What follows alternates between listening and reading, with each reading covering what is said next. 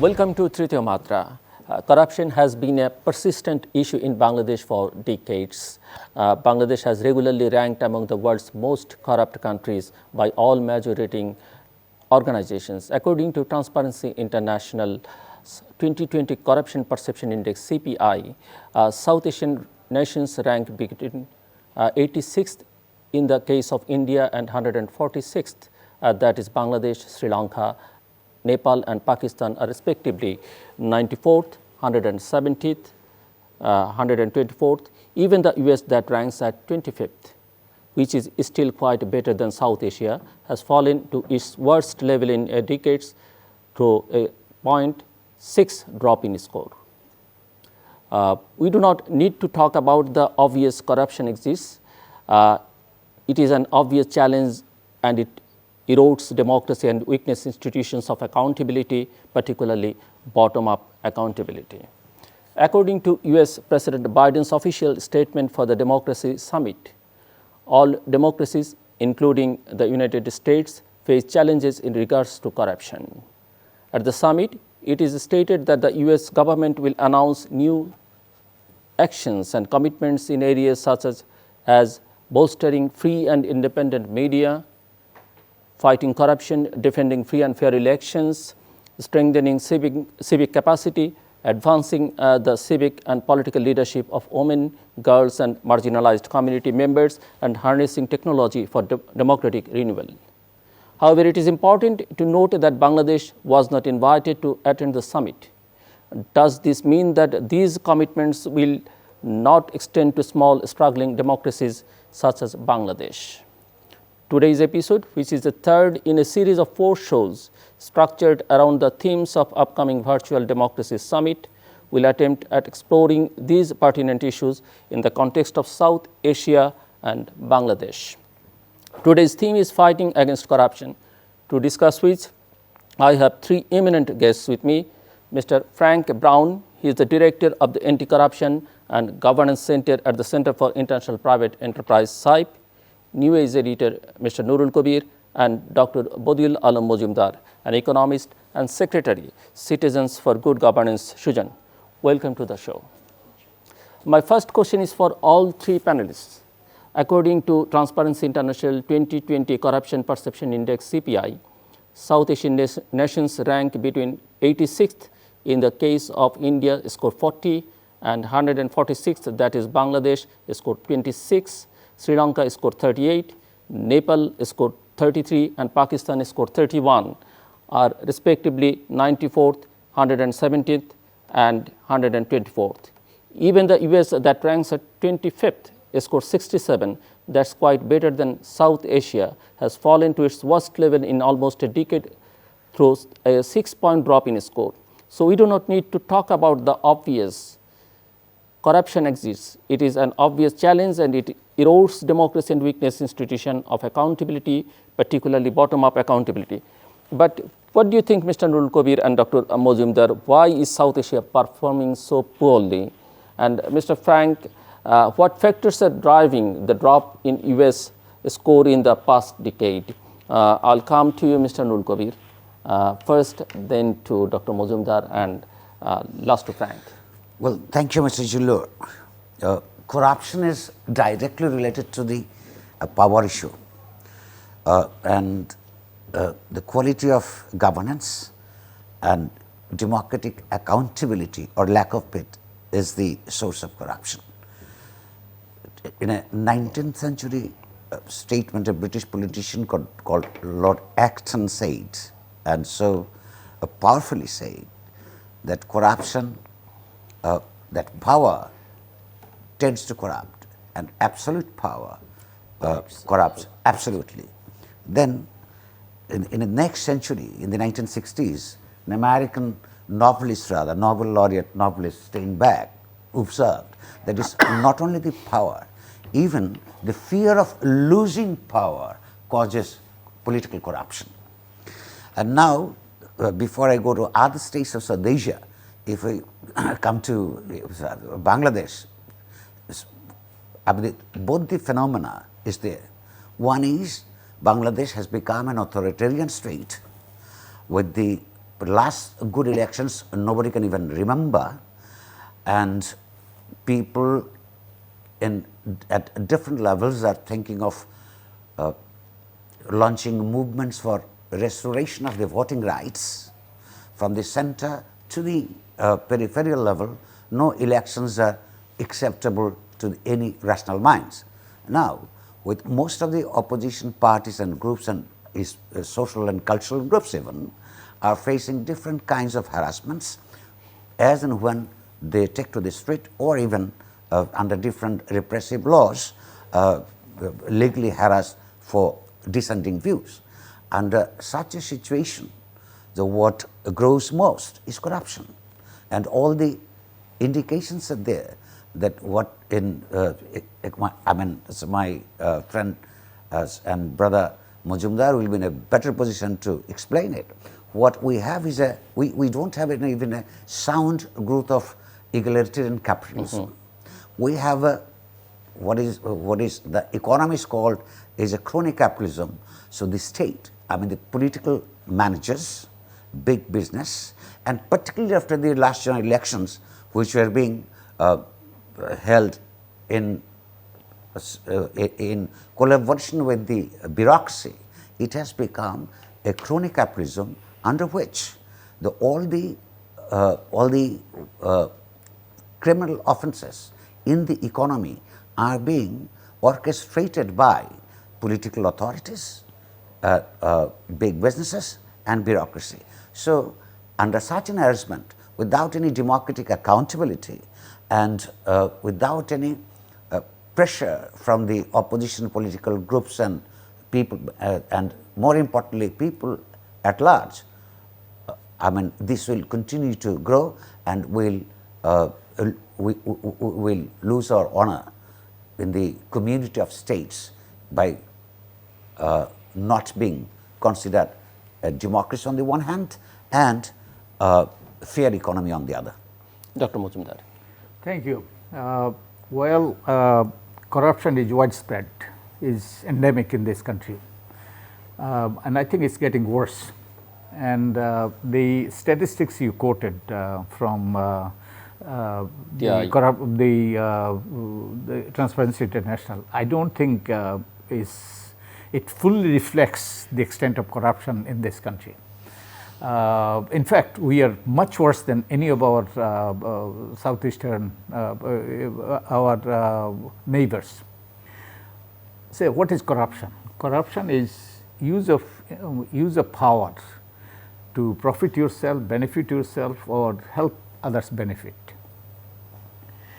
Just think about the last election, the 2018 election, and what happened, the midnight election. And some people use power to benefit themselves as well as benefit others, to stay in power and also benefit themselves in the process. So, from that point of view, every one of them, every single person who was involved in this election, in the 2018 elections, were involved in corrupt practices. And in fact, it's a criminal offense. According to RPO, for these offenses, you are liable to get imprisonment from 3 to 7 years, and plus penalty, financial penalty. So, from that point of view, we have corruption spread all over the country. Almost all of our the government officials and the law enforcement agency people who are involved in these elections, and also people who participated in this election and won, indulged in corruption. And someday there may be trial, and some people may be convicted. So, corruption is really widespread. And then there are mega corruption too.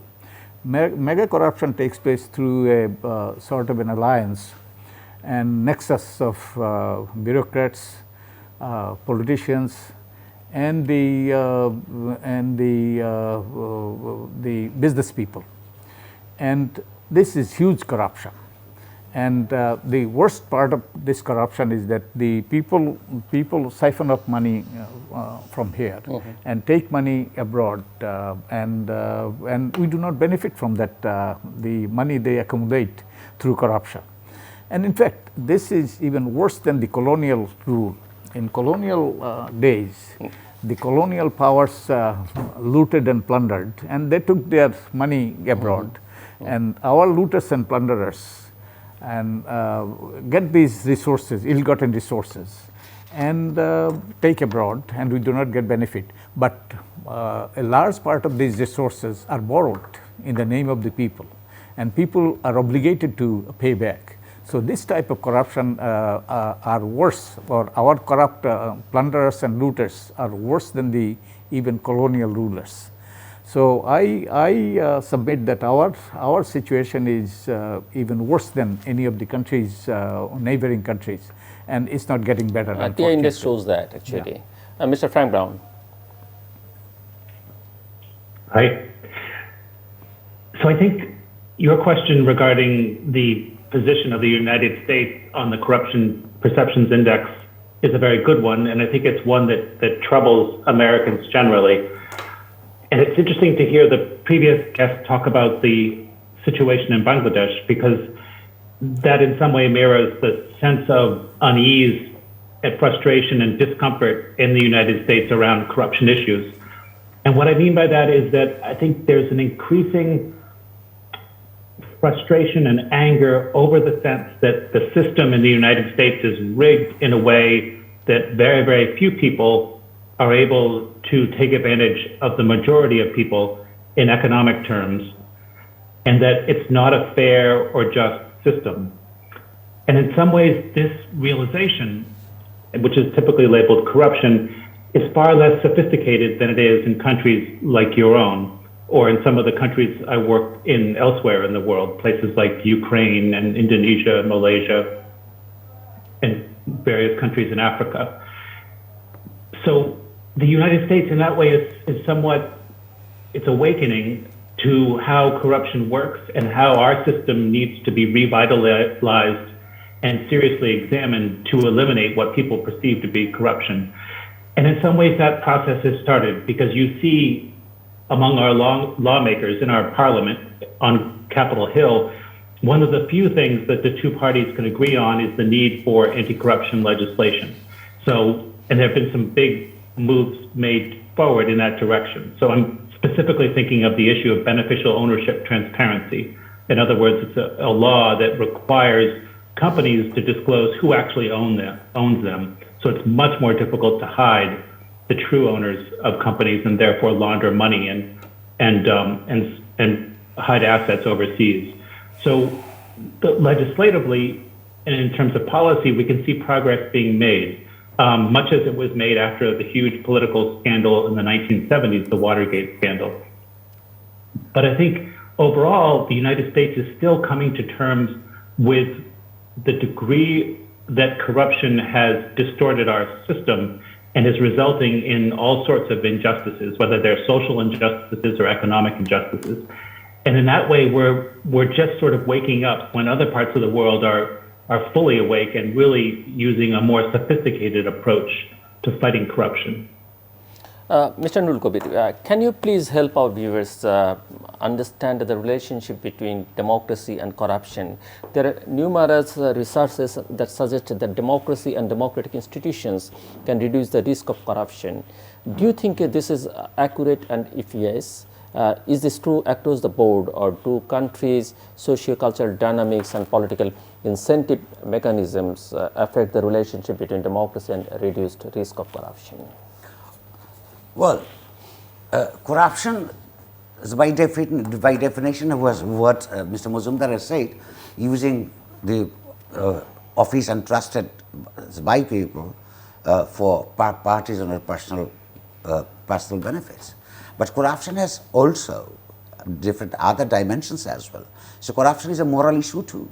Okay. So that political accountability of the governments or other political institutions is most important to fight corruption on the one hand, but social values and traditions, the intellectual upbringing of a society, there are many factors. For example, we have a anti-corruption commission. They claim to be an independent organization, but for the last more than a decade, we have seen they are implicating some people in the corruption, anti-corruption cases, but we haven't seen any of the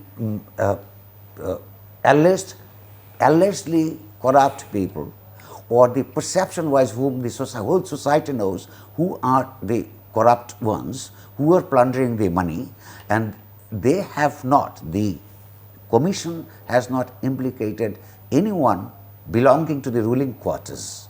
Now they are talking about, even 2 days ago, they have asked the people of Bangladesh to socially boycott the corrupt people.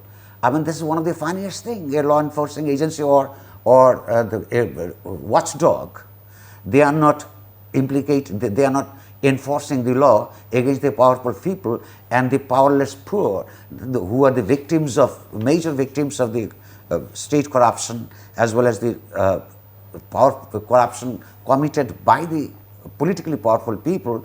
They need to boycott them. So these are the issues that at many levels there are scope for fighting against corruption, but I will still assert that basically it is the democracy and transparency and accountability of the government and state officials which needed to be ensured. But at this moment, give you a few figures that how this kind of corruptions affect the entire economy and in the process the people in general. For example, we are not even being able to be graduated to a mid-income level state, but the Washington-based WealthX, an organization that measures the global ultra-rich people, just in September 2018, they showed the ultra-rich with net worth of US dollars 30 million or more swelled at the rate of 17.3% over 5 years between 2012 and 2017. This is the highest rate even after China. This is the rate of the growth of the ultra-rich people in a country which is not is a rich country, is a poor country, where at the same time the discrimination between in terms of income is 129 times. So this kind of plunderage, this kind of chiffoning of money eventually affects the poor. Poor means the people at large. So, and if you have a democratic process, these people at large get strengthened in terms of choosing their representatives, and if we can ensure accountability of those people, then they won't have been able to do this kind of corruption in this country. Dr. Badiul Majumder, Douglas North, in his Nobel Prize lecture titled Economic Performance Through Time, delivered on December 9, 1993.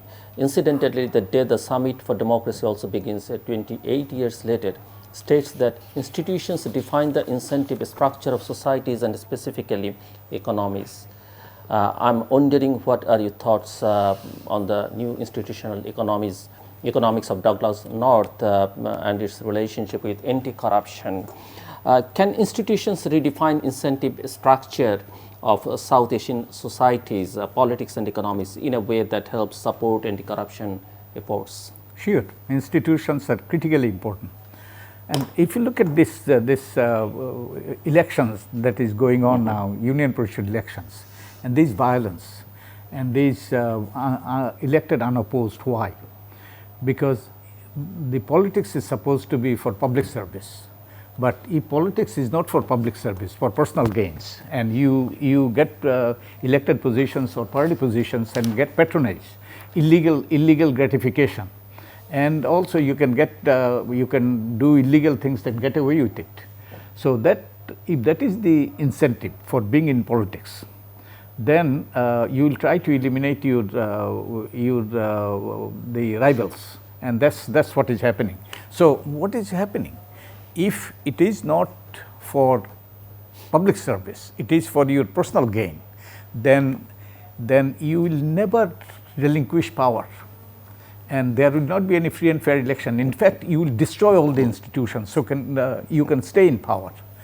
And that is why the checks and balance and the other the institutional mechanism that were created, so that the people who are in power cannot use that power to benefit themselves as well as benefit others. So institutions, for example, in our country, we have constitutional institutions, we have statutory institutions, we have also non-state institutions, and these are supposed to make sure that the people in power cannot use their authority to benefit themselves and benefit others. And the way it's going in our country, the patronage based politics, and you go into politics, you benefit yourself, you can benefit your cronies. There will never be any transfer of power, because there is no incentive to transfer power. So we are doomed, and democracy is doomed as long as this patronage based politics means getting benefits, illegal benefits, and also doing wrong things and getting away with it, the culture of impunity. And so as long as these things prevail, the democracy, we are in trouble, and will continue to be in trouble. So the institutions need to be strengthened. And this is happening because our institutions have eroded, the constitutional bodies as well as the statutory bodies, such as the Anti-Corruption Commission and all those things. So institutions are critically important, and we need to strengthen those, and which will be able to arrest the problem of the patronage based politics. Unless this patronage based politics and crony politics is stopped, we are doomed, and democracy is gone. I don't think we'll have free and fair election, and we'll have transfer of power through peaceful means. Frank, you lead CIPE Center on Anti-Corruption and Governance, and must have a wealth of program learning and information on corruption dynamics and anti-corruption strategies. What are CIPE's programmatic interventions revealing about corruption challenges facing democracy globally, particularly in relation to private sector's role in the field? Frank. Thank you. That's a great question. And yes, most of the work that my organization, the Center for International Private Enterprise, does focuses in on how we can leverage market forces, business forces, in a way that changes the behavior of corrupt actors in emerging markets. So I'll give you some specific examples. There's a very powerful law that was started in 1977 in the US called the Foreign Corrupt Practices Act. And it makes it illegal for the US-based company or any of its agents, suppliers, or business partners to give a bribe to a foreign official. And this law is taken very, very seriously by large companies because the fines attached to violating that law can be immense, sometimes over $1 billion, and the reputational risk is also immense. So much of my work looks at laws like that Foreign Corrupt Practices Act and looks at other laws governing, for example, the use of forced labor or environmental violations, laws that come out typically not only of the United States, but also the European Union. And we look at how those laws are applied in countries where big companies are sourcing materials, whether it's garments in Bangladesh or palm oil in Indonesia or timber in Peru.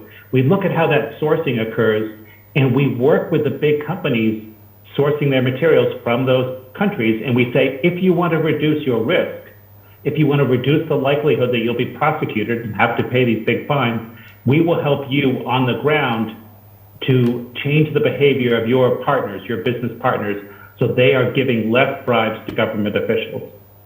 So that's the basic philosophy that we take in our work. So in that way, the private sector, yes, the business world can be a powerful force for change. But I think it's important to understand that typically business does not respond to what Mr. Kabir was referring to, the moral argument about corruption. Business is not concerned really so much with whether something is right or wrong. They're more concerned whether it's legal or illegal or risky, and whether it will damage their business long term. So what we found ultimately is that businesses are far more responsive to incentives, to carrots, than to punishment. So if we can offer them a country where the risks may be quite high, the labor is cheap, but the government is ready to address corruption issues, that's a place they may move into, and they may pressure that government into fighting corruption in a serious way. So those are some of the sort of levers of change that we use. Today, right now, is a fascinating time to be doing this work because there's so many new laws and regulations about to come online. One real big one out of the European Union set to take place in 2023 has to do with due diligence in human rights and environmental issues. And that's going to be a real game changer because it'll mean that crises like the Rana Plaza tragedy in your country will come under far greater, the key elements of that will come under far greater scrutiny with this new EU law in place. And companies will be much more sensitive to violating that new EU law. Thank you. I have a few questions to all of you, and we have time constraints, so I'm requesting you to make your answer very short. This request for all of you. So, Dr. Majumder, you serve as the founder secretary of Citizens for Good Governance, SHUJAN. The organization has more than 20,000 active members, organized through more than 1,000 units across 8 divisions of Bangladesh, and its work has a focus on democracy promotion, clean politics, and accountable governance, among others. What are the top 3 or 4 challenges to democracy and accountable governance that SHUJAN has faced in the past 2 decades of operations, and what strategies have you used in addressing those challenges? Particularly, have you engaged the private sector as part of your strategies? Well, the biggest problem is corruption, the patronage-based politics. As long as patronage-based politics will be there, and in other words, going to power and illegally accumulate wealth, and also indulge in bad practices, indulge in crime, and get away with it. And we will not have a democratic system in our country, functional democratic system. So corruption is number 1 enemy. And in fact, the corruption has other implications. Corruption has also security implications. In fact, Mr. Brown may be familiar with the book Thieves of State by Sarah Chase. She's from Carnegie Endowment for Peace. And she in that book she wrote that this is based on, she was a journalist based on her experience in Afghanistan. And she was telling the American brasses, the military brass, you need to do something about corruption, lack of justice and all those. And those generals would say that let's take care of the security first, then take care of the rest. And she tried to tell them that the corruption and these things are part of the security considerations, the security package. And look what happened in Afghanistan. So these have implications, and for whether or not we'll have an extremist state, we'll have a democratic future, or we'll have other futures. So these are 2 important aspects that I want to highlight, and maybe others. And as an economist, what are your thoughts on the relationship between democracy and development? Is democracy essential to long-term economic and social development? And if yes, what examples or lessons do we learn from Bangladesh's journey of democratization and the role of Bangladesh private sector in facilitating this journey? See, this is a wrong notion we have promoted, democracy versus development, and this is so wrong that you cannot, human being cannot live by bread alone. And if we are combined here and given everything we need, how long would we survive? And so we need both development as well as democracy, and private sector needs to come to terms with it, and especially to have governance issues addressed. See, in many countries there have been primitive accumulation, and the people accumulated wealth through illegal means, but they ultimately came together and try to develop an acceptable governance system, rule of law, so that the business could have an enabling environment. And unfortunately, we don't see that happening here. And this spells trouble for us. And so the private sector needs to come forward and address this issue, governance issue as well as democracy issue, and the wrong notion, the narrative that democracy versus development must be withered away. We must renounce this faulty notion that is only going to get us into trouble. In fact, whatever development we have achieved, and this is an issue that we can debate on some other occasion, this will not sustain unless we have a democratic and peaceful Bangladesh, and the corruption is a threat, serious threat to peace as well as our democratic system. Frank, as part of its multifaceted and bold anti-corruption initiative planned to be announced at the Summit for Democracy in December, the U.S. Agency for International Development is going to establish or has established an anti-corruption task force. The new USAID Administrator Ambassador Samantha Power announced earlier this summer that as part of this effort, the agency is going to integrate an anti-corruption lens across all of its work, including on pandemic recovery and climate resilience. Can you tell us more about this? What does this mean in particular terms of for organization like CIPE, and how is this new initiative going to support or affect CIPE's work on anti-corruption? That's a great question, because we too are very curious what concrete measures will come out of the Summit for Democracy. So far, not much information has been available, but you're right. Ambassador Power did create an anti-corruption task force earlier this year, and we know some of the people on the task force. They're top-notch. They understand the issue really well. And most importantly, I think, as one of our guests referred to earlier, they're taking the lessons from places like Afghanistan. So Afghanistan is as Sarah Chase writes in her book, it's a classic case of there not being enough political will on the ground in Afghanistan and way, way too much money being thrown at the problem. So what you had was sometimes anti-corruption initiatives had the opposite effect. They did more harm than good because there wasn't a desire on the ground to actually put in place anti-corruption measures. It threatened the status quo. So with this new USAID task force, we are optimistic that there'll be a nuanced approach to fighting corruption, especially as it relates to the private sector, because the private sector is drawn towards corruption, right? If you can get a contract by paying a bribe, or improve your business's position by paying a bribe, over and over again, companies will do that. But they need a strong judicial structure, a rule of law, strong democratic institutions to curb that instinct, which is quite powerful and can lead to short-term economic gains. But as our guest said earlier, ultimately will undermine democracy and corrode the rule of law and democratic institutions. Mr. Nurul Kabir, as touched on before, as Bangladesh has not been invited to attend the summit, does that mean that the commitments made by the US in regards to fighting corruption will not extend to Bangladesh?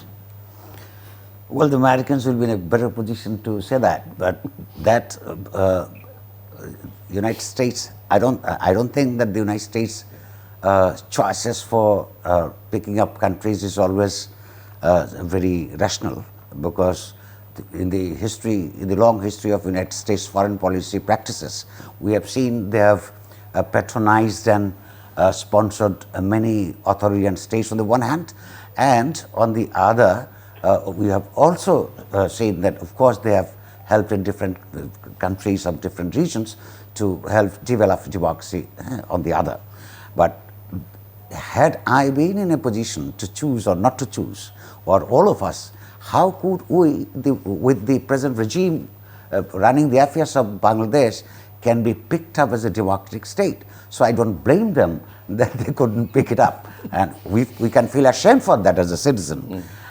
So I don't blame the Americans, rather I will blame the incumbents to push us, the citizens of this country, to a position of shame, that we are not, we don't have elections, we don't have accountability, and whatever the facade they talk about, you cannot make all the people fool for all the time. Dr.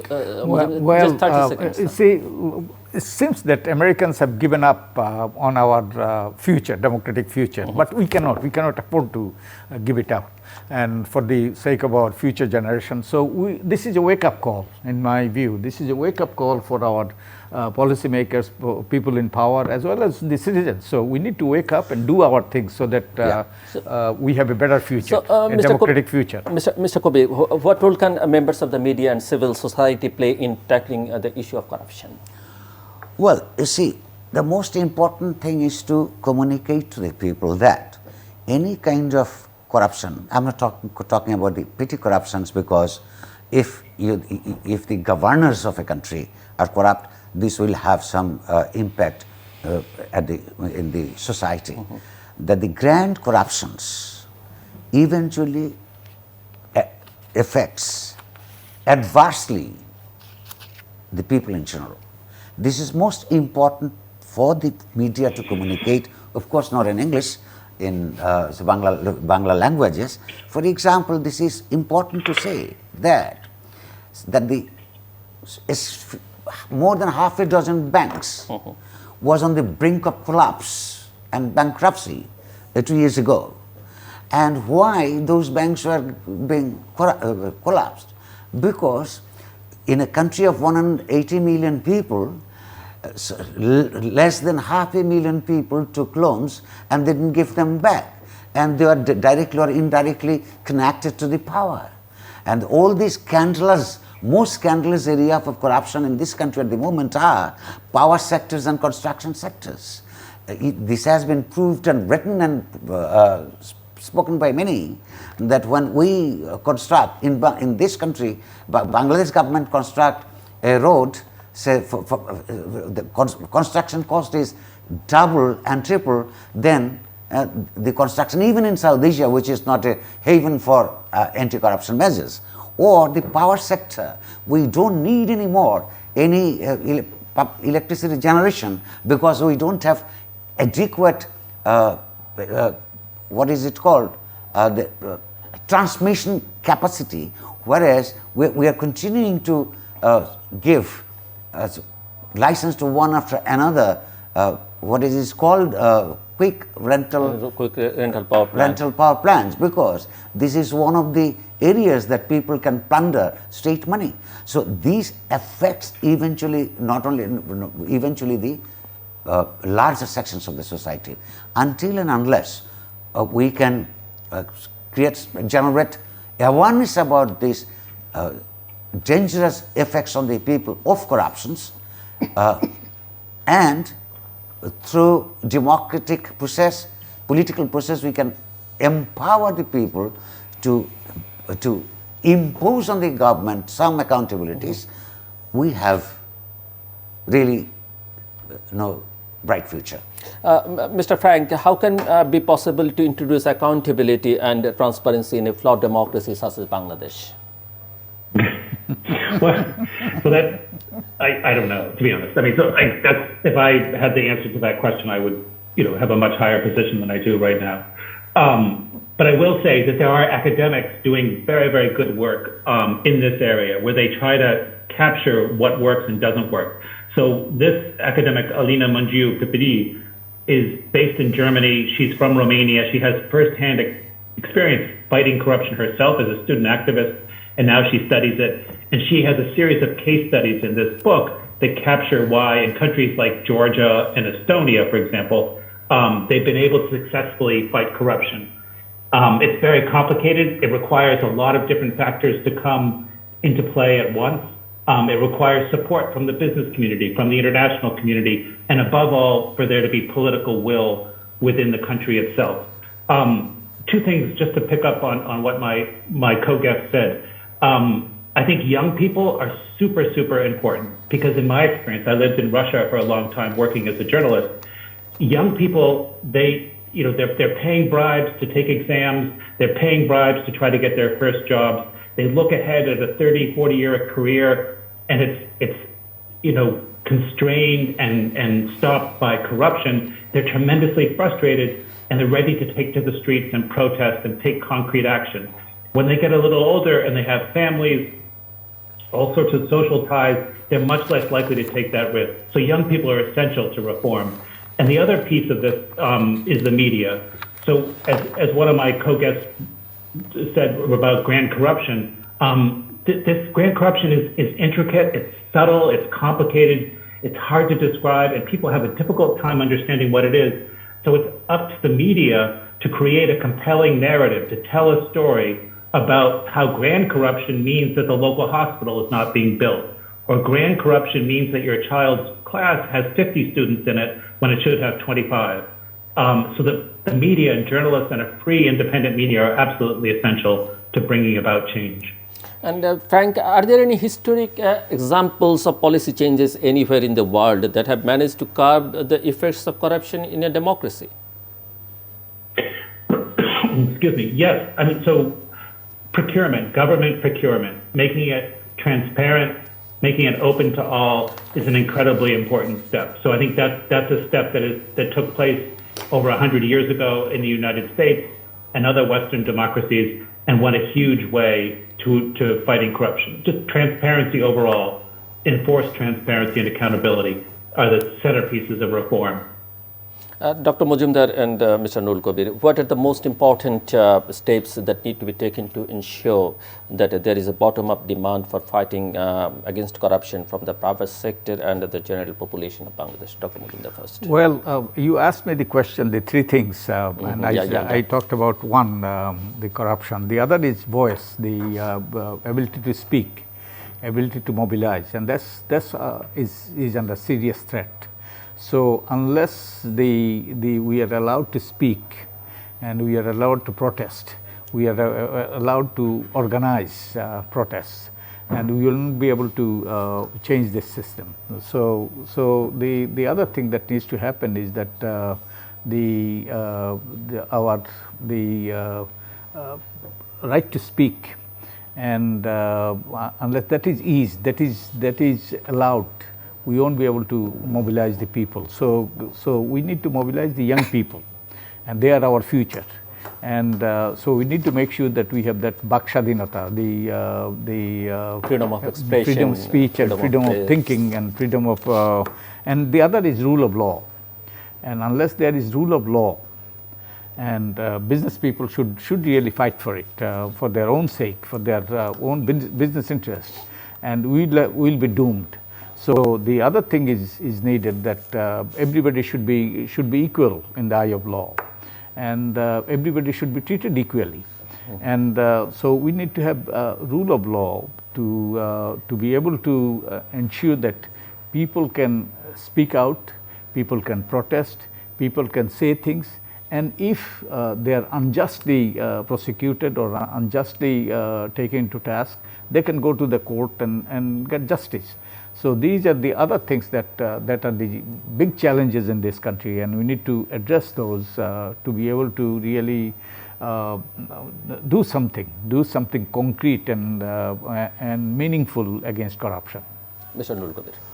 Well, the first and foremost is democracy, empowerment of the people, in which the rulers are bound to answerable to the people. Because we have no reason to believe that a huge population can feel good about a society or a country living in with the defaming of corruption in the first place.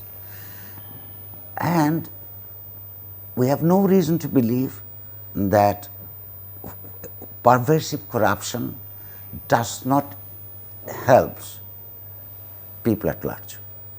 So for a minority of corrupt people, a huge population has no obligation to accept it.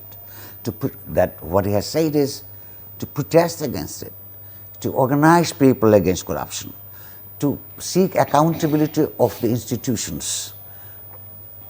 It of course requires a democratic environment, which Bangladesh lacks. The reason why we are not invited in a conference of democracy.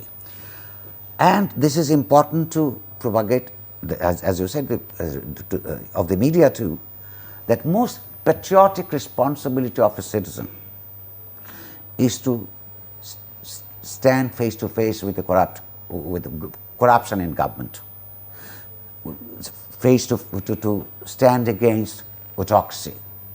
This is an obligation of any citizen, and we need to try to convince people that you have to be united against corrupt economic practices and as well as undemocratic governance. In fact, if I may add just one sentence, that if we are to do one thing, that we need to have a free and fair elections, and that will make the rulers accountable to the people, and they will have to work in the interest of the people rather than their own self-interest. So that should be the starting point. Free and fair election. My last question is also for all three panelists. Based on your research and the practical program implementation experience in this field, what advice would you give to young aspirant activists of accountable and clean governance across South Asia? We'll go in reverse order this time and begin with you, Mr. Frank, and then Mr. Nurul Kabir, and last to Dr. Majumder. Frank. So I think my advice would be to listen to somebody like Mr. Kabir and see your role in society as regarding corruption in terms of patriotism and serving your people and making sure the resources of your country are equally distributed and not perversely distributed because of corruption. And then number two is seek out an organization like that of Dr. Majumder, because it's very difficult to do this by yourself. But other people also want to seek out change and are ready to risk things to do so. And if you can work together through an organization like Dr. Majumder's, you're going to be much more powerful. And don't give up the hope. All around the world, there are people fighting similar struggles in even worse situations, and they're ready to help you work together and collectively try to reform the degree of corruption we witness globally. Mr. Nurul Kabir. Well, you have asked me to talk about the young people. I mean, I myself still consider myself a young man. Yeah, well, of course you are. Who said otherwise? No. We haven't said. So I do not advise the younger generation. What I say is, there's one life. Life has to be made meaningful. One cannot make life meaningful without standing against injustice, inequalities, undemocracy, and corruption. So, please try to understand that everything is end of the day political. So one has to live a political life and register protests, and that can only take us to a cherished goal of a egalitarian, democratic, less corrupt society. Well, based on experience, I would say never give up. Obviously, you will have to do things what is meaningful to you, and life without freedom is meaningless. So for freedom, for democracy, for your fundamental rights, you will have to fight for it. But just it's not a you cannot achieve it you may not be able to achieve it easily and within a short time. So you'll have to stay with it. You'll have to be persistent, and ultimately it will pay. And ultimately, the people who are depriving us of our rights and corrupt people, they are weak people, and ultimately they will go. And so we'll have to overstay. We'll have to be persistent, and we'll have to be staying power. We'll have to have the staying power. Then we'll win, and we'll have to win. There's no if or but about it. And fortunately, we have 5 more minutes, and I can give you, each of you, 1.5 minutes if you want to add anything. I think my parting message would be that that this is a very difficult fight, but that corruption ultimately is a symptom of larger societal problems, right? Whether they're problems of injustice, of the status quo not serving the people as a whole, and that it's important to keep your eye on the political solutions that are necessary to actually fight corruption and not be distracted by efforts to manipulate the issue, efforts to confuse the issue. It's typically very simple. And so if you find good sources of information, if you find journalists who have a solid narrative about grand corruption and how it works, listen to them. And if you have the ability and the courage and the means to join organizations and work together, even for a few hours a month on this issue, even quietly behind the scenes, then do so. Because this issue impacts everything else, whether it's healthcare or education or how you'll live as a pensioner. So with that, it's an honor to have been here. I always learn much more than I impart to other people, and this experience was no exception. So thank you. Thank you, Mr. Nurul Kabir. Well, while it's important at the national level and at the individual level to fight against corruption and democracy, etc., this is also important to force solidarity. For example, in South Asia, there are a lot of individual groups and individuals fighting against this kind of menaces at their own level and in their own countries. While globalization has forced solidarity among the exploiters of the world as big corporations, at the same time there are scopes for forging solidarity of those who are fighting against them in different countries. So fighting at the same time at a national level and forging solidarity with others who are fighting against their own tormentors, political or economic or even cultural, this is very important to forge solidarity. Dr. Majumder. And in fact, this is a fight that we alone or few people will not be able to win.